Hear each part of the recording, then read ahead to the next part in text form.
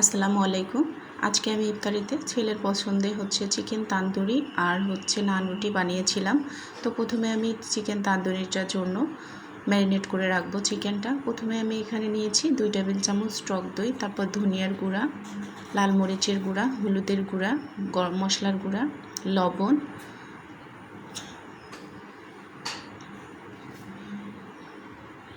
আদা রসুন বাটা। তো আপনারা চিকেনের পরিমাণ অনুযায়ী মশলাগুলো অ্যাড করে দিবেন। তো এরপর আমি এখানে তান্দুরি মশলাটা ব্যবহার করব 2 টেবিল চামচের মতো।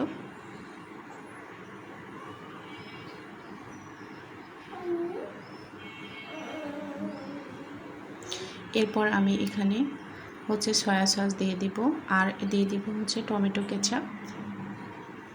এরপর আমি এখানে লেবুর রস দিয়ে দিব, 1 ফালি আমি লেবুর রস দেব। দিয়ে মশলাটা প্রথমে খুব ভালোভাবে মেখে নিতে হবে। এরপর আমি চিকেনগুলো খুব ভালোভাবে ধুয়ে মাঝখান দিয়ে ছোট ছোট টুকরো কেটে নিয়েছি, যাতে মশলা ভিতরে ঢুকতে পারে। আর পানিটাও আমি টিস্যু দিয়ে একবারে মুছে নিয়েছি।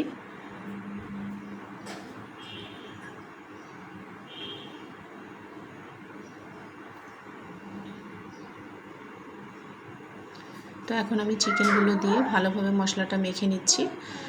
তো এটা যত বেশি সময় আপনারা ম্যারিনেট করে রাখবেন, চিকেনটা খেতে তত বেশি টেস্টি হবে। কম করে হলেও আধা ঘন্টা রাখার চেষ্টা করবেন। তো আমি চিকেনটা ম্যারিনেট করে রেখে দিয়ে নান রুটির জন্য ডো তৈরি করে নিব।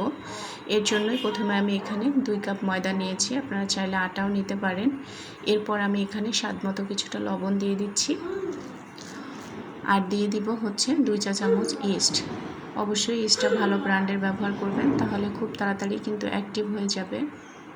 এরপর আমি এখানে 1 টেবিল চামচ গুঁড়ো দুধ দিয়ে দিচ্ছি এবং 1 টেবিল চামচ চিনি দিয়ে দিব।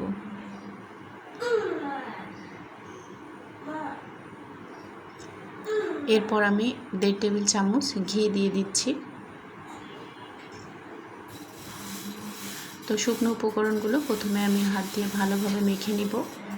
এরপর আমি এখানে একটা ডিম দিয়ে দিব। ডিমটাও ময়দার সাথে খুব ভালোভাবে মিশিয়ে নিব। মিশিয়ে নেওয়া হয়ে গেলে আমি এখানে কুসুম গরম দুধটা দিয়ে একটা নরম ডো তৈরি করে নিব। আপনারা চাইলে এখানে কিন্তু কুসুম গরম পানিটাও ব্যবহার করতে পারেন। তো ডোটা খুব ভালোভাবে মেখে নিতে হবে।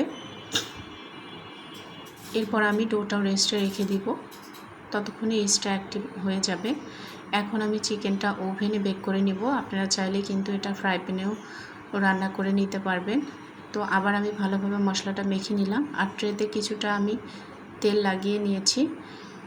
180 ডিগ্রি ফ্রি হিটেড ওভেনে 20 মিনিটের মতো আমি এটা বেক করে নিয়েছি। আপনাদের ওভেনে হয়তো বা কম বেশি সময় লাগতে পারে। এরপর আমি নান রুটিগুলো বানিয়ে নিব। আর ময়দাটা কিছুক্ষণ মেখে নিয়েছি। মেখে নেওয়া হয়ে গেলে এরকম ছোট ছোট লেচি করে নিয়েছি।